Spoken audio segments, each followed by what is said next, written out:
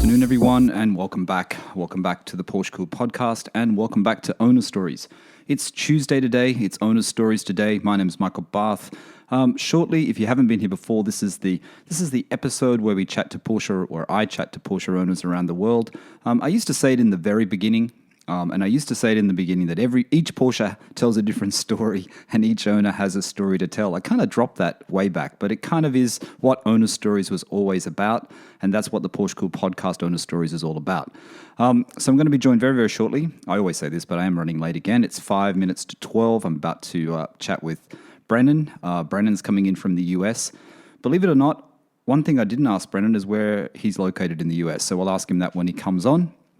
Brennan's got a good story. You can see from the description of the podcast, the title of the podcast, that he has a couple of Porsches. A great story behind one of them, and I think a great story behind the other one as well, which I'm not really sure what it is yet. With the owner stories, I do actually like to find out the story along the way with you guys. I like to discover what's happening along with you guys. I just find the conversation is it's more exciting for me, and it's also better for you guys, I think, when I just find out along the way. Just so you know how all these chats work. Anyway, let me get Zoom connected. I'm doing a slightly different audio setup today. I hope it sounds okay. I've been struggling with it all morning. I've decided to use new microphones, a new setup, new recorder. It's been temperamental, so I hope it sounds okay. I'm a little bit worried about it actually, but I hope it's okay and it turns out okay for Brennan. Anyway, let me get Brennan through Zoom and let's start talking about his PorscheCooled owner story. Okay, welcome back, everyone. Welcome back to PorscheCooled Podcast and welcome back to Owner Stories. Today we are at number 67, and today I am joined by Brennan, and Brennan's coming in from the US. I said that earlier, but didn't know where. Brennan's coming in from Vegas. Wasn't born in Vegas. Good afternoon, Brennan. How are you? Not bad. No complaints. Made it through the day. Good little Wednesday. Get to talk cars. Good Wednesday. And it looks like the weather is okay there because you're in Vegas, of course. There's no snow. A chilly 65 degrees probably. That's okay. That's pretty good.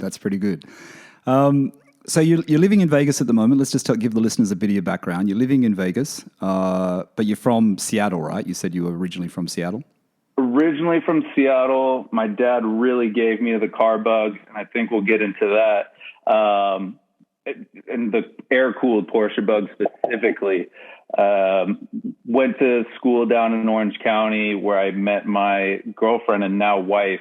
And then she's born and raised from Vegas. So I lost that battle, as I like to say. And so I've been in Vegas for the last 5-6 years. And you know what? Like I said to you before we started recording, I quite like Vegas. I mean, maybe it's only because I went there for, a week or so. I don't know. I'm sure it's different when you live somewhere. It's always a little bit different. But I thought it was a very friendly place. Everyone's very relaxed, very chilled. So that was one thing that I remember about it. That's for sure. Yeah, it's not a bad spot. We got all the restaurants you could ever dream of in the world. We got 9+ months of driving weather. And I mean, all your friends come to see you. Yeah, true. They want to come, don't they? Good if you want a steak as well. Good steaks there. Expensive, but good steaks. Absolutely. Let's get into it, Brennan, because we've got a bit of I think we've got a lot to get through today. As people will know, as the listeners will know, they know what you're driving because it's in the title of the podcast. I always like to mention it later on once you've sort of started talking about it. So you've got two Porsches. They're air-cooled. People know they're air-cooled. So let's go back to the very beginning, and let's go back to when you first started thinking, hey, maybe I want to get a Porsche. And I know what your answer is going to be with this, but just tell the listeners, when did you start noticing them? Because your story is a little bit different because you have the family connection with Porsche. So how did it all start for you, and when did you start getting that Porsche bug? So I don't think I came home from the hospital in a Porsche, but I mean, there's always been this specific 88 cab that's been in my dad's garage. So as long as I can remember. So I've always walked in to get something to drink in the garage, and that's been there front and center for me to stare at. But I mean, the sounds, the clicking doors, those air-cooled ones, I've had the bug for air-cooled Porsches, and cars in general. If it can go fast, I'm in, since I was little. So your dad's got the Porsches in his garage, and he's had a few, as you told me. He's had a few of them, right? He hasn't just had one. No, I mean, he collects collector grade cars. I think he's got upwards of 20 or something. Oh, he has 20 Porsches or 20 cars? Cars from old Shelbys, Corvettes, 356, 89, 930. He's got a little bit of everything from a couple of Brits too. He's got an Aston and an Austin Healey too. So he's nice. like, I got the car bug real bad. So is he a collector? Is he a keeper? Like, is your dad one of those people when he buys something, that's it, he's going to keep it? He's not mechanical at all, but he is a good buyer. Right. And he enjoys like collector grade, low mileage, rare colors. The 930 is a Prussian blue, which is a pretty rare color. And I've grown up as that kid who just probably makes his hair go crazy because I get in and just start ripping on him. But you're right about the sounds, right? You're growing up, you're seeing these Porsches in your dad's garage, you're seeing his collection of cars. You know, you're hearing the sound of, that clicking of the doors, like you said, the smell of the leather, all those things that get in your head, and you think, I want one. But before you get one, how was it as a kid when you're growing up and you're thinking, okay, when I get my license, when I get my car license, Dad's going to let me drive the 930?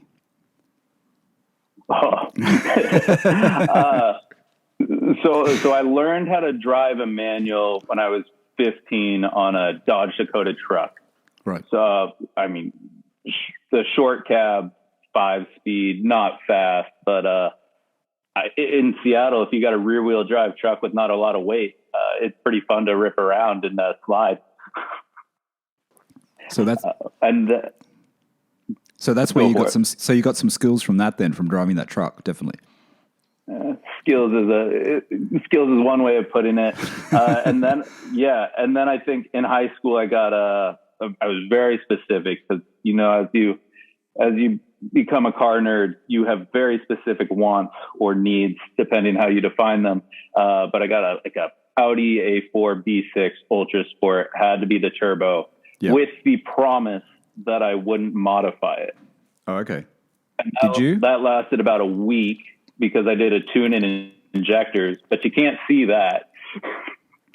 Yeah, there was lots of mods you could do to the B6, wasn't there? There was heaps of things you could do to it. Yes. Fun car and practical with 4 doors and a 6-speed. Yeah, fantastic. So you had that car. You did some mods to that. What other cars did you have along the way? I had an N54 135 that had a full dining package on it. Right. That was a ton of fun. That's a go-kart. If you can find a good 135, I would always recommend them for a fun car. They're not the prettiest looking thing, but they're a ton of fun. Yeah. Then I had an E92 M3. Okay. Similar, but the complete opposite of a 1 Series, but high revving. I mean, that was a DCT car. My first, maybe my only automatic car fun car I've had. But it sounds great. And I am the quintessential Alpine white BMW guy, and you'll see that's kind of what led me to the white or Grand Prix white 964. And then I worked for Monster for a bit, the energy drink company. So okay. I got the Ken Block Ford Focus in nitrous blue, and I did all the Mound Tune parts to that, and so that was my fun little ripper for a bit. The Focus is a great car, though, isn't it? It's a great little driver's car. Great car, not as comfortable as you would think. The big high seats. The European ones got those Recaros, and yes. I think if they had that, I'd probably still have it. Right. So you got rid of that. So you've had some real, you've had driver's cars, right? You've had cars that are still sought after, sort of driver's cars at the right price. So what happens after the Focus? And that's kind of a theme you kind of learn. Is that the right price? So after the Focus, I have an Explorer for every day. But so then I really went deep into what I could get for either a collectible car or just, a fun car that I didn't have to drive every day. And so I was looking at one Series M's. Yes. Because after the 135, it's a great car. Yep. And or 964, and very specific. I guess the purist in me had to have a C2, so rear wheel drive 964.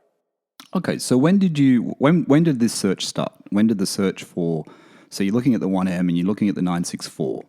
You obviously made a decision to go in the Porsche direction. When were you doing this search? How long ago, Brennan? That was probably 2008, late 2018, or 2000. We'll call it 2019. 2019. Okay, so 2019 is not that long ago. And we know in 2019 the prices of air-cooleds are on the rise.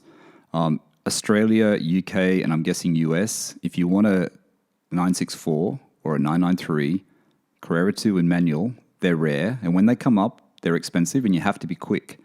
So how did you decide that you wanted to go the Porsche way? What made you decide not to get the 1M? And how did you start searching for the Porsche? Did you start searching for a 964 or did you think, okay, I better look for other ones because the 964 is going to be too expensive or too hard to find? So I've been bugging one of my dad's friends who sells Porsches, Nathan Mers, who you've probably seen either on YouTube or on a podcast. But he's probably one of the biggest Porsche nerds I've ever talked to, but just a brain. And I was like, it had to be a 964 C2. It had to be, and he was kind of he's a bit steering me to the C4s just because they're more available. Okay. But he sells like collector grade cars, which I'm a bit younger. And so I wanted something I could drive. And, I was ultimately going to modify it a bit just because that's kind of in my blood. So wanted something with a bit of a driver. So then I just kind of kept searching between a 1M and a 964 and just any for sale post you could see, just giving them a call or email or anything. And the C2 is hard to find. So then I kind of widened my search to a 993 and I called a couple people on a couple 993s, but ask my dad being the car collector he is, would go back and go, how about this? How about this? What do you think about this? And he kind of talked me off the edge on a couple 993s. I think he knew like what I actually wanted. Right. So then on Renlist, there was a white 964 yes. C2 that had been listed in like, I think June, Okay. maybe of May or June of maybe 2020. Okay. And there's a bit of back and forth on that thread. But I emailed him and then I talked to the guy. His name's Keith, What the Fook on Instagram. Oh, okay. But he's been around the Porsche Instagram game for a while. I still talk to him regularly on Instagram, but talked to him for a bit. And it was summer and he's in Chicago, but I don't think he was ready to sell it at all. So I just, half as a joke, but I mean, pretty serious. Once you're done with it, let me know.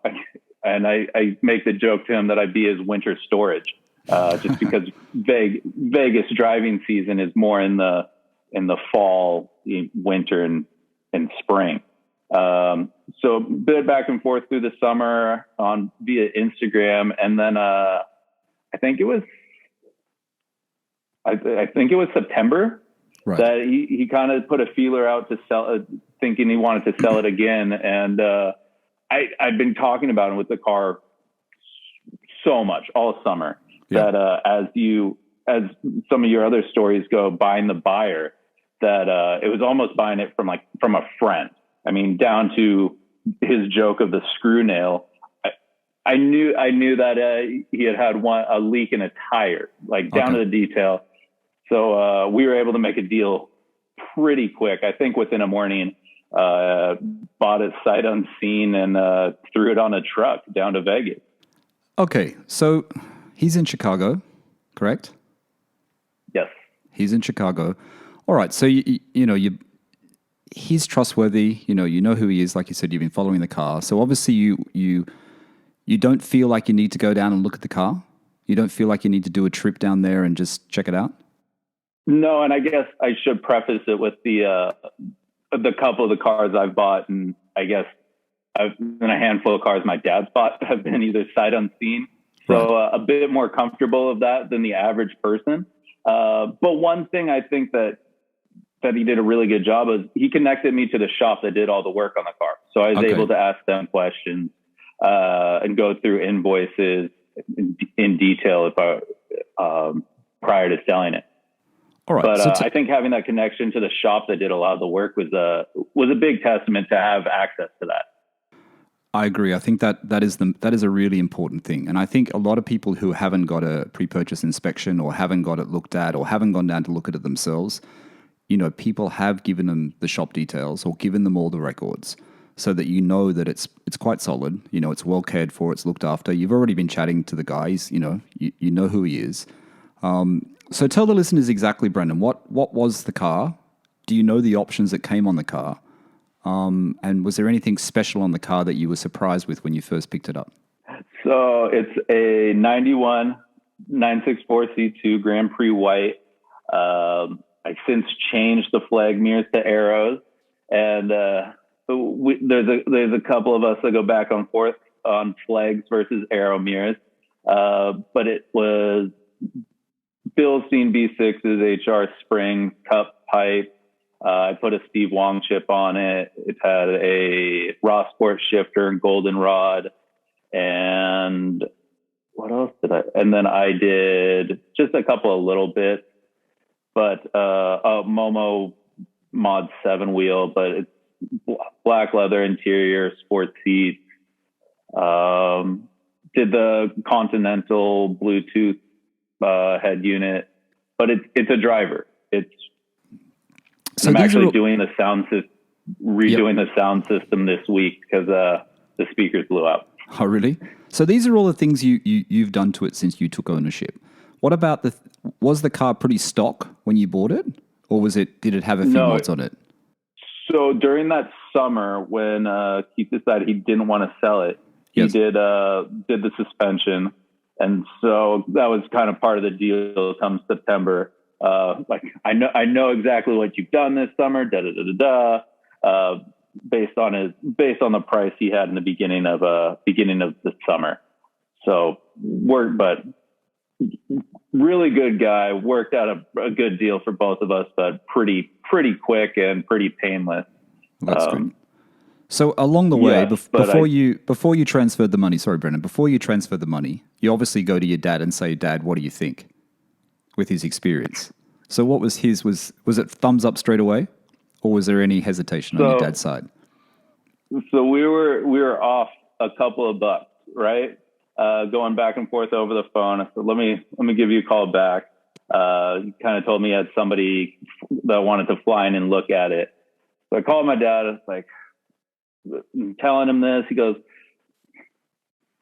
and just think this was, early 2020 prices, right? Yeah. So not quite what they are now by a long shot, I guess. But he, at the end of the day, he goes, what's a couple of hundred? What's a couple of $1,000? Like, how do you want this? Like, or not? Like, make a decision. You're not going to be able to sit on it for too much longer.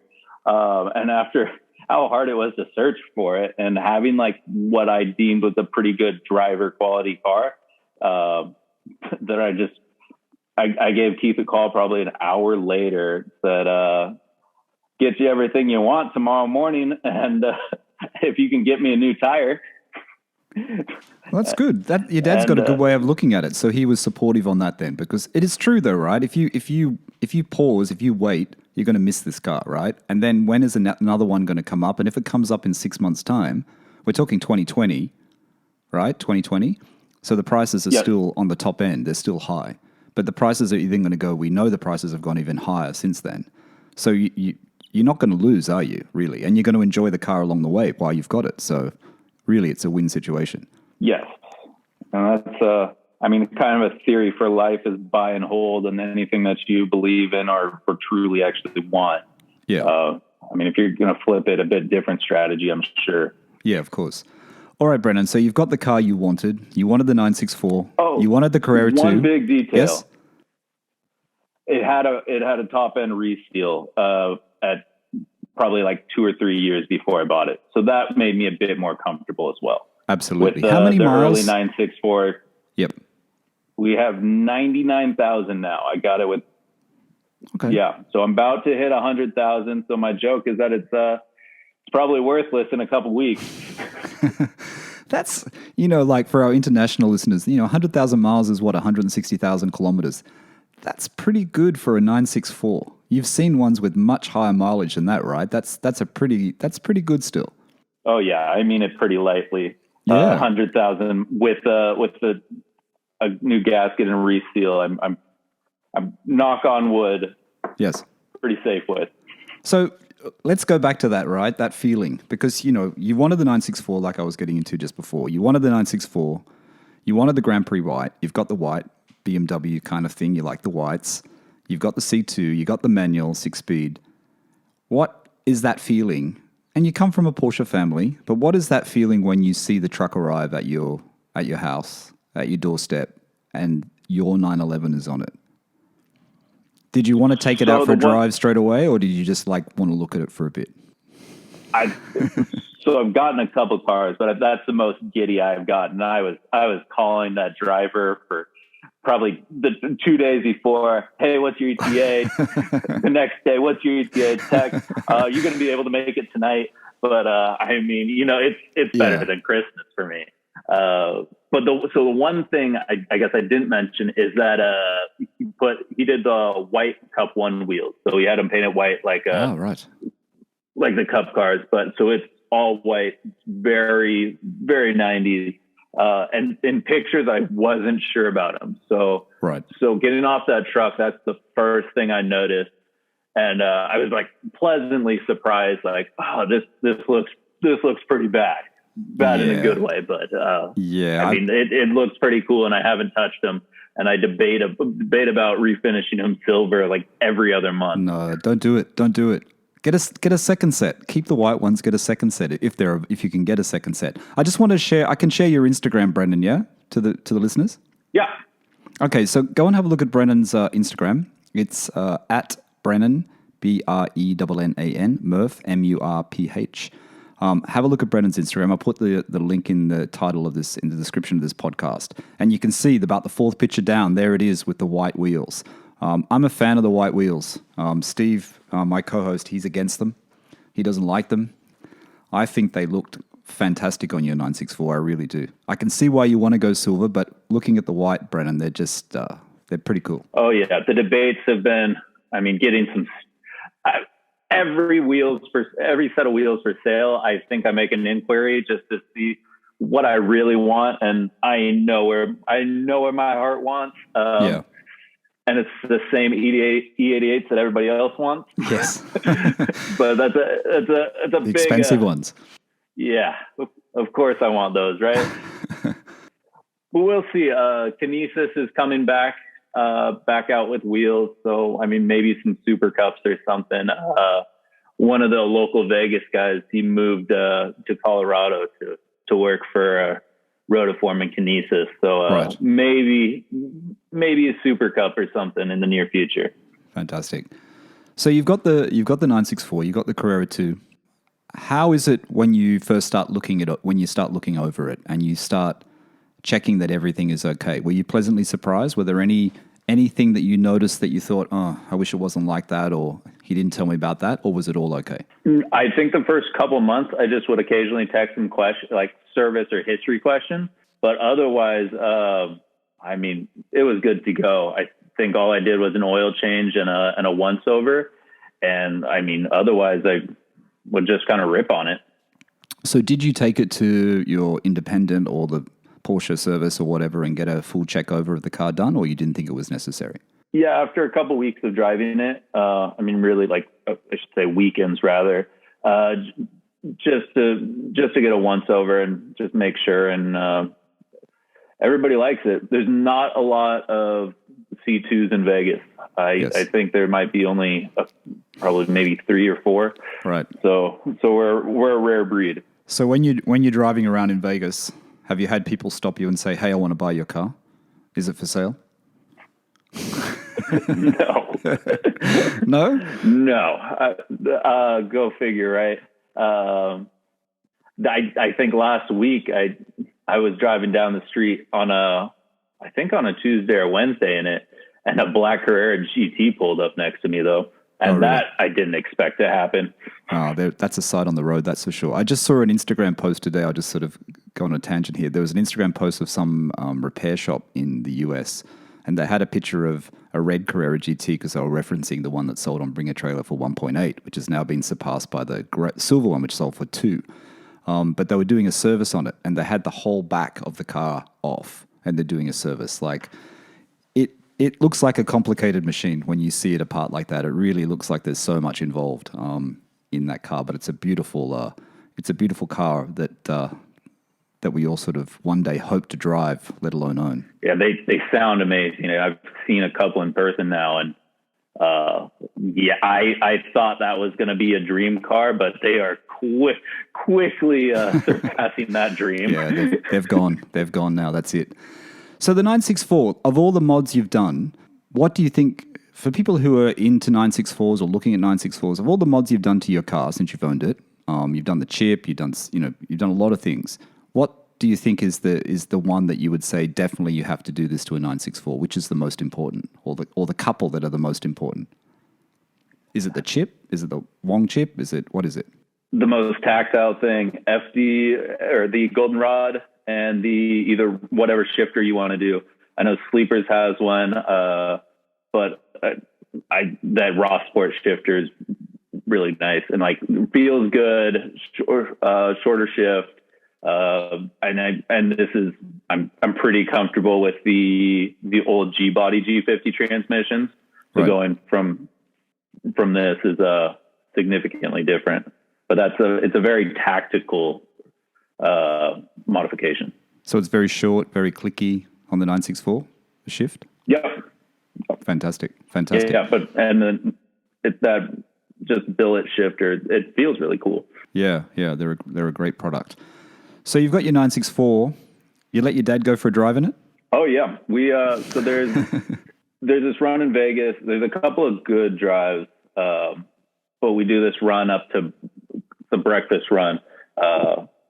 Chris Angel, the magician, who does a show, he actually has a breakfast spot probably an hour out in Overton. So you go right. through Lake Mead, through the national park. But he got me back for all the times I would jump in his car and rip on him. So he's driven it hard.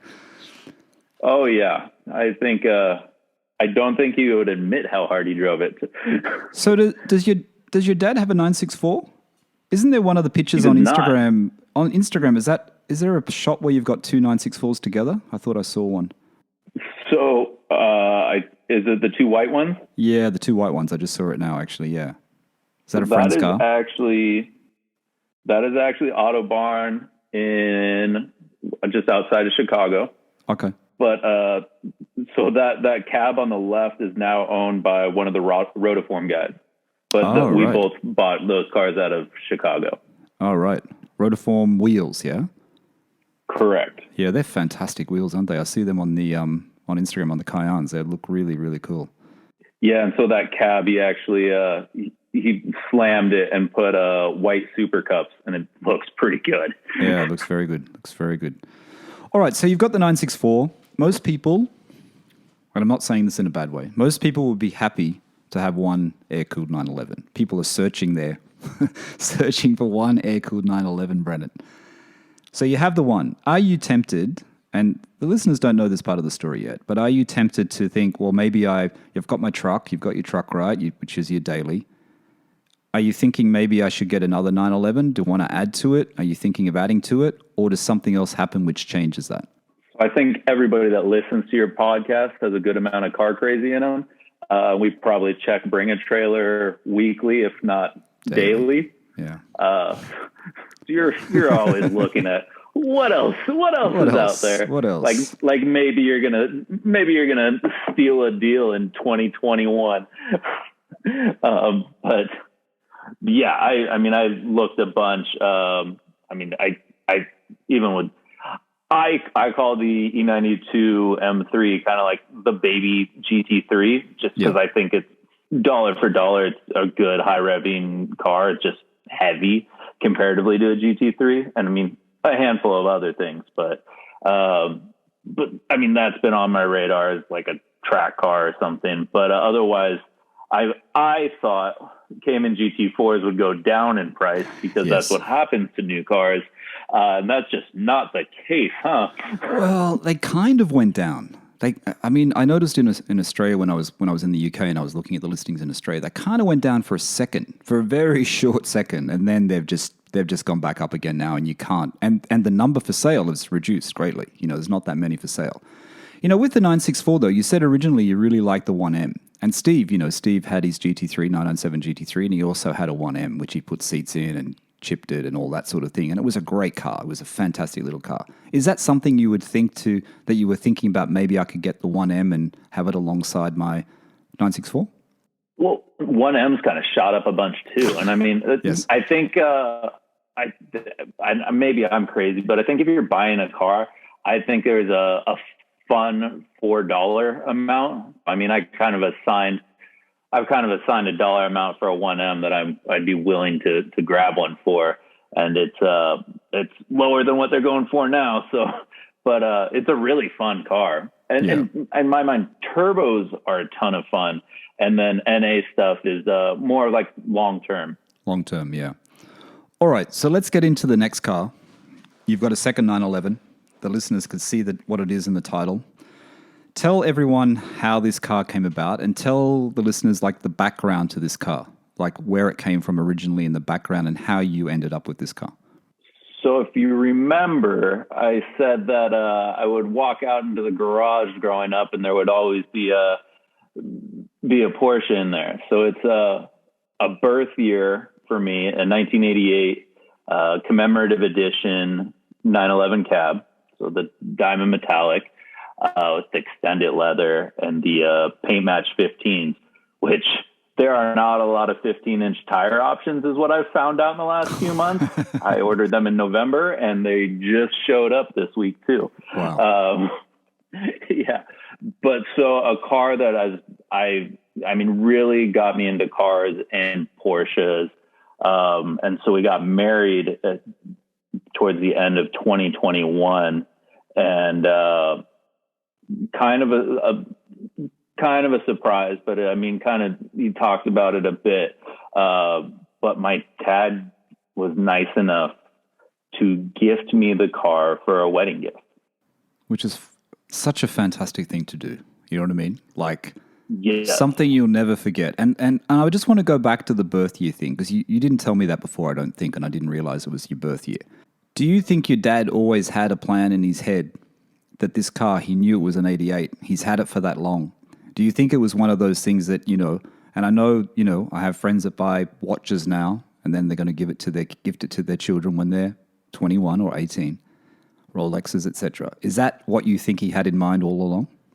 Well, so I have a younger brother and a younger sister, and there are no birth year cars for them. Cars he started buying just kept getting older. Okay. So I'm not necessarily sure. So let's not say it's that, because if your brother and sister are listening, they're not going to be very happy. So it's definitely not planned. No, but I mean, it's I think if you have a kid that's well, in this case, I've been pestering him about cars. I mean, since before I could drive, and I've probably been a pain in his ass about it. But that's one of the things we really connect on. And I mean, I'm kind of a smart ass, so I joke that I'm doing him a favor because cars take a lot of space, right? And he has too many. And so he's got cars spread out in a couple different places. So I'm doing him a favor. But it hit on so many things that we connect with, but an amazing gift. And one I realistically, I thought he was joking when he first said it. It's a big gift, right? So, yeah, it's a huge gift. Did he tell you on your wedding day, or did he tell you before your wedding day? leading up to it, and he had joked about it before, but I didn't necessarily think he was too serious. So this is a wedding gift, and a wedding gift is always for the bride and the groom. Is your wife into cars? She's into new cars, and she can't drive a manual. So once we get tires on, just for safety, we'll teach her how to drive a manual. And I think she likes convertible more than the hot rod at 964. Right. Right. So let's just go back to that. So what is so special about this? Tell the listener exactly what it is. So it's an 88, isn't it? An 88 cab. What is special about this edition? Tell the listeners, for people who don't know. So the 88 Commemorative Edition is a car that they use to celebrate. There's a lot of marketing for Porsche, but the Commemorative Edition was for them finishing their 250, 250,000 cars. Right. And so was a significant accomplishment for them. And then in 89, they did an anniversary edition as well. But the Commemorative Edition, I believe, is about 300 cars in total, cabs, coupes, Targas. What colors was it available in? Was it available just in like 3 colors like they used to do when they did a commemorative edition or a special edition? Do you know? Yes. And it was the diamond metallic. Yes. And it was the shade of, it was kind of like a black. And I just saw it in person a couple weeks ago. I can't remember the name of the color. I'm not great with Porsche colors. Some people are amazing with Porsche colors. And then what was the third color? I don't know. Silver. You said silver and white. So silver, white, and black probably, was it? Just the 3. Yeah, and I'm not even sure about white, but that's one for Nate Mers would know. Yeah, but, I don't know. There's a handful of people probably yelling in their headphones that know too. But it's a special car, like you said. There's 300 of them. Was that worldwide or was it just a US? Worldwide, I guess, right? That's a good question. I know the 300 number. I'm not sure if that's worldwide or just for the US. Let's assume worldwide, just because they weren't producing that many cars then. Yeah, absolutely. Absolutely. So your dad gifted this to you, a really nice thing to do, really special thing to do, especially with all those childhood memories of Porsche. And that's where your passion started, right? That's where it all began with that car, really. That's where it all began. So does your dad in his collection have a Cabriolet, another 911 Cabriolet, or was that his only one? My dad loves convertibles, which I'm not a convertible person. Yeah, the irony there, right? No other cabs. Well, I mean, he has a 356, so he'll be all right. He'll be all right with the 356, yeah, for sure. He has a Spider, so he'll be fine. So you have he has a Spider. Which Spider? 918. No, he has a 356. Speedster. Convertible, but yeah, Speedster. Oh, right. Speedster, yes. Oh, right. Very nice. Okay, so how is this car then? You know, you've got your 964 C2, your dream car, and now you've got the childhood, you know, where the passion started. You've obviously driven this car before, Brennan, right? You've driven it before over the years, so you knew what it was like to drive. How was it? How is it compared to the listeners who haven't driven a 964 and an 88 G50? What is the difference, do you think? What is the main difference you notice when you get in the car? And I know it's a bit difficult because one's a cab and one's not, so there's slight differences there. But what is the main difference you feel when you're driving each of the cars? So I only drive the cab with the top down, like it's meant to be. Yeah. But I mean, it's a stock car. My dad's a purist, right? And yes, he doesn't like to mess with anything. So a bit more floaty than mine. But the engine surprisingly louder than you would think for a 3.2. But just I think that's more of a top down or just the cloth top on it. Right. But surprisingly loud comparatively to the 3.6 and the 964, like stock versus cat delete and the cut pipe in the 964. Yes. Very long throws comparatively for the 88 versus the 964, especially with the short shifter. Sound system the stock sound system with the head unit is not really doing any favors. So, but I mean, who really cares about the sound system, right? But otherwise, like it sounds really good, and I'm not sure if that's sentimental and memories or just me being an air-cooled nut. But yeah, it's surprisingly more fun than I thought. Oh, that's good. And it's pretty cool, though, that you have got the two, right? You've got a cab, you've got the open top experience in a 911, and you've got the other one. So, you can, it's like people that have Boxsters and 911s, you know what I mean? I always used to ask, a lot of owners I've asked, which one do you go to first? And they always say they go to the cab, they go to the Boxster, because they like the sound of it, especially in summer, of course. Well, my answer is whatever one's on the bottom of the list. Oh, really? Because it's easier to get to. So, and that was my wedding surprise to my wife, Alexa, is that the Wednesday after the wedding, there was a lift in the garage. Oh, really? That was a gift? I was going to say, you said that you... To myself. To yourself. You said you took it off your dad's hands, right? Because you got space, but you have got space to have these cars where you live. So you have them close by. They're not in storage or anything like that. They're close by, which is cool. No, I think there's a picture, maybe not, there's a picture or video on my Instagram with them on the lift. So you said earlier sound system, right? You don't really need it, but didn't you say you were going to do something in the 964? You said you were upgrading something, the head unit. Yeah, it had blown out speakers, and they at once upon a time, I couldn't necessarily tell you when, but somebody, probably a dentist, did a whole MD Court system, and so it's the speakers are blown, so it's just. It was irking me for the last couple months.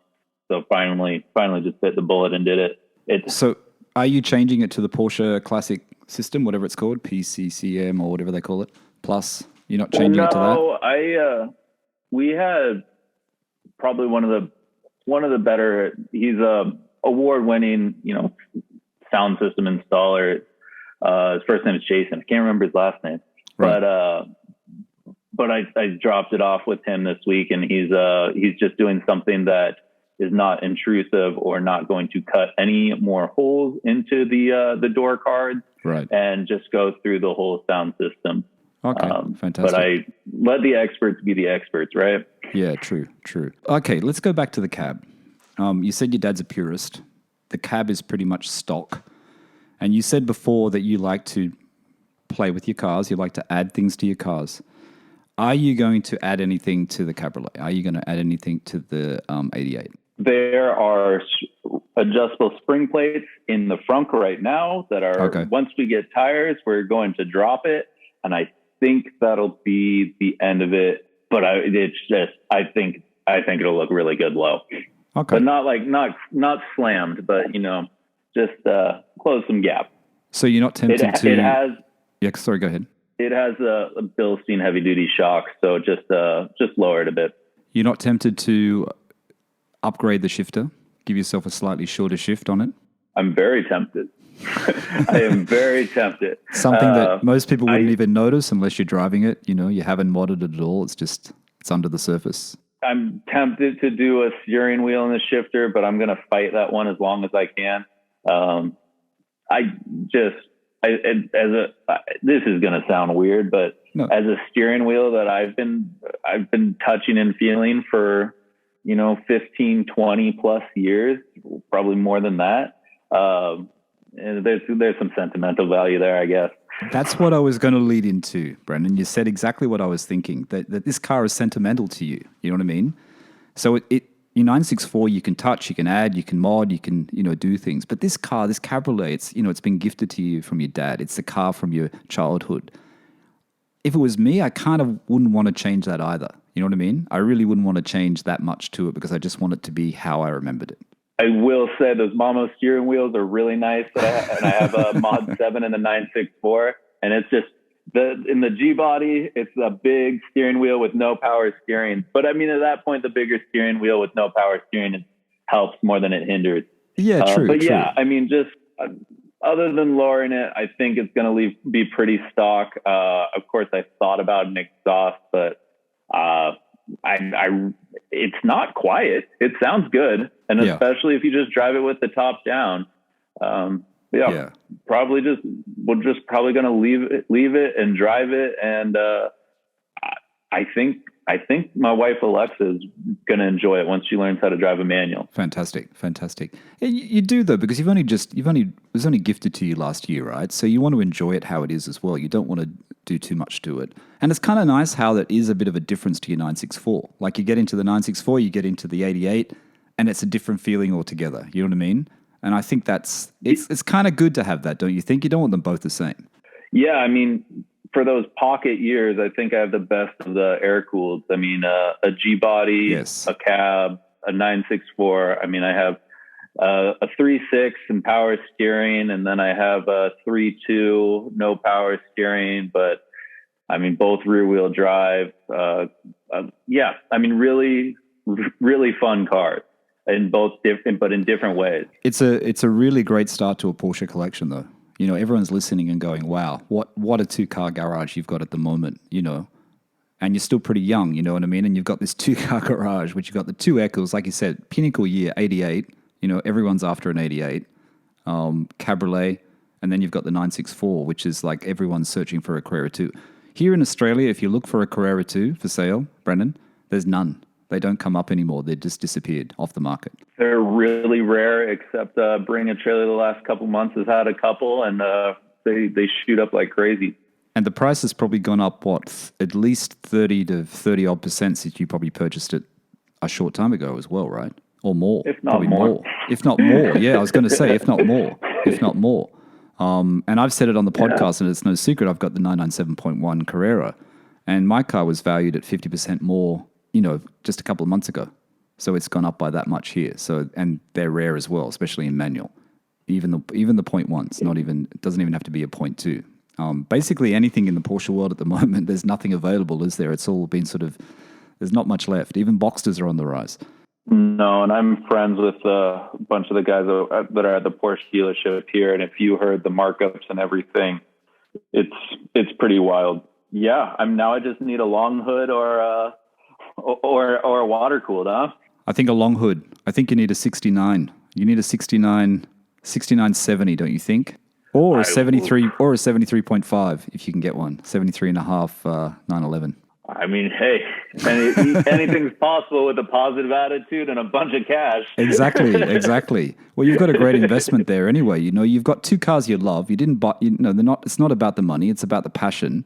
And, you know, passion is, you know, like, it's a great collection. It's a really cool collection. No, we're going to try and never sell them. So you say drives. Let's get into drives. What happens? You say you always pick the car that's the easiest one to get off the lift. When you get that car, whichever one it is, what are the roads around Vegas? You mentioned one before, but what are the roads around Vegas that you really enjoy driving on, that you would say, if anyone's coming to Vegas, they should definitely take get a car, hire a car, and go out on those roads? So there's a handful of exotic rental companies in Vegas, and they definitely have some cool new cars. But yeah, we do this Overton run through the national park right by Lake Mead. Really fun road. Or you could do Valley of Fire, which is on the eastern side of Vegas as well. And then otherwise North Vegas to Mount Charleston, which has a little bit of elevation. Right. Or Red Rock has just a nice drive. That's on the west side. And then south, there's a fun little, like a shorter drive. It's got a nice little 2-lane twisty road outside of Sloan. And other than that, you gotta go up to Utah, which I haven't explored very much, but okay. Utah's got a big playground of roads. So are there any trips planned with your dad and friends or whatever with a Porsche posse, let's call it? Is there any drives that you plan that you go on a longer drive in the collection? I mean, your dad's based in Seattle, right? Or he's based in Vegas? He's in Seattle, and then they are slowly retiring to Scottsdale. And so they have Arizona Car Week next week with all the Barrett Jackson and Gooding and all the car auctions. Okay. So we might pop down for that. And then Scottsdale's got a couple of good drives too. But otherwise, nothing planned. The Vegas group is pretty small. So, I mean, there's a couple of group texts that, hey, anybody want to go out? Last drive I did was with my buddy and his 430 and then nice. a B7 RS4. So just hearing the Ferrari rip past you is kind of fun. You don't get to hear that every day. But just getting small groups together, drive and breakfast or lunch. It's a really good morning. There's a strong Porsche community in Vegas then? Strong but small. Right. Because Vegas is not that big, right? Yes. A lot of G bodies and then a lot of newer stuff. And then I think there's only a couple of 964s. So you said about the weather before. You said obviously the winter in Vegas is the best time to drive, the air-cooled. Australia has kind of the same issue. It's very hot in summer. You know what I mean? It gets very, very hot. Is it really hard to live with an air-cooled during summer in Vegas? Is it easy to drive or not so much? Yeah, I don't grab those keys a lot when it's 110 out. And I mean, even the 964 air conditioning isn't that great. There's a couple people. So, I mean, if you see that I have the all white 964, there's a couple of people I've met on Instagram that all have all white 964s, but one of them, he's in California. He did the electric AC, which is probably pretty helpful, which I don't think I'll ever do it just because, I mean, 110 degrees, there's just no escaping that heat.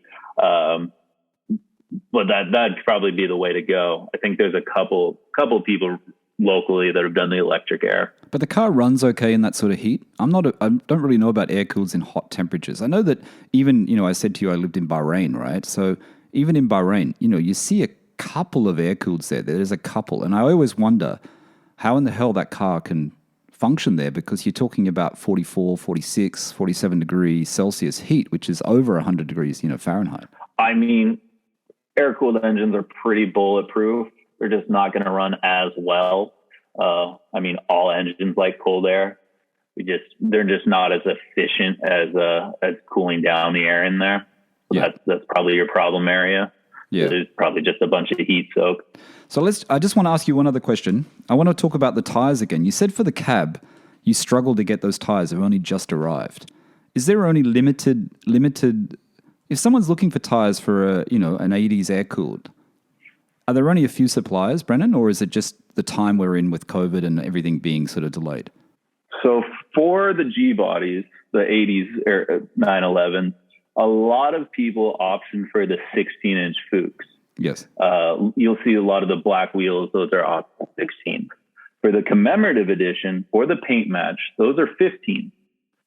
There's just not very many of. So that means there's not a lot of tires, and it's pretty much Pirellis, and I think Bridgestone might make one. Right. But that's it.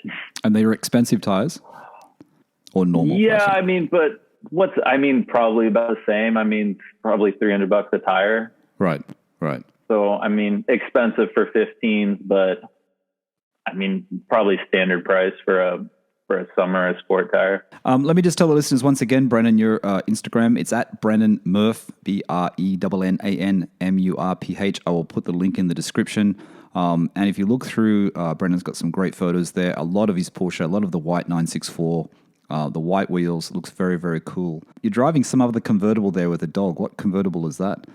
Is that your dad's car? There's a 280, and then there's the G body, I think, depending on what picture. Right. Yeah, the little 280 Mercedes. And who owns the Carrera RS? That's not your dad, is it? No, that was in Scottsdale. Scottsdale's got a really good car community. And 4 Till 4 is a coffee shop down there that does a cars and coffee. But I think that day when I was down there were 2 Carrera RSs, 964 Carrera RSs. Is that Prussian blue? Is it? Is that RS in Prussian blue? No, that was what's the color? That's a different color. I'm just trying to think what Prussian blue is, because your dad's got the 930 in Prussian blue, right? So if you scroll through that picture where that 964 is, all the way in the back, there's the picture of the Prussian blue. Oh, okay. You see it? Oh, right. That's a nice color. That's a great color. Is that your dad's car? Yeah. Oh, that's a nice seats too. Tan seats as well. That's a great looking car. Great example. With with a whopping 35,000 miles, and Really? and the cab has 46,000. So Wow. How long has he owned the 930 for ages? It's an 89, you said, right? 88, 89. correct.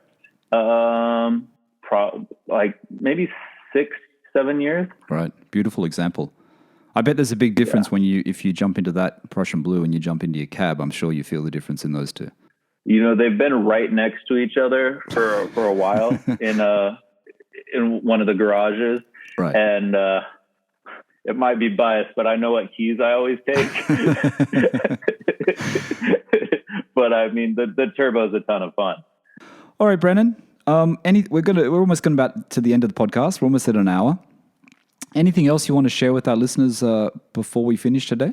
No, not really. But just, buy the car you really want. I think, who was it from Utah the other week who bought the white GT4 and then decided they didn't want a white car? Yes, Blair. Yeah. I mean, and it's tough because it's just, you see it and it's easy, but get the thing you truly want, because otherwise you're going to kick yourself and doubt yourself, or you're just going to want to flip it. And I mean, buy and hold is a life strategy, right? It is difficult though, isn't it? You know, going back to Blair's story, and it's like how you said you really wanted white, right? You wanted the Grand Prix white and you wanted 964, but you know, Blair found that GT4 and it was a perfect example. You know what I mean? It had all the right options. It had the seats. It had everything you would want in a GT4, except it was white, which he didn't like. And then, you know, he had to get rid of it because of that. And I do understand that. And it does, like you said, it does make sense just to get the color you want if you can. And sometimes it's not so easy. You know, you have to be in the right spot at the right time. But, you know, you really should just buy the one that you want, because eventually it's just going to keep being in the back of your head and you're just going to go, I've got to change it out. I've got to change it out. Yeah. And then, I mean, if you're going to, unless you're getting a collector quality car, drive it, run it, enjoy it. I mean, look at, miles are cheap. I think Matt Farah says miles are cheap, and they really are. But yeah, he does.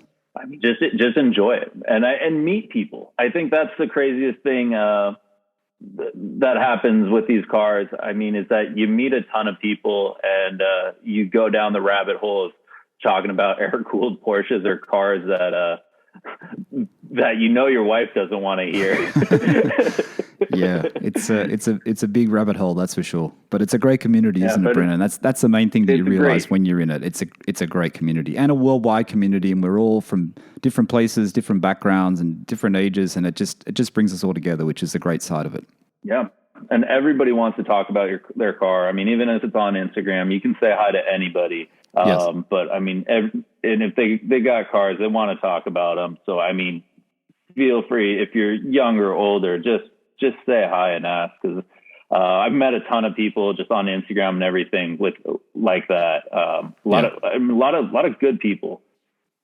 Yeah, and then you meet them in person, and it's the icing on the cake. Yeah, absolutely.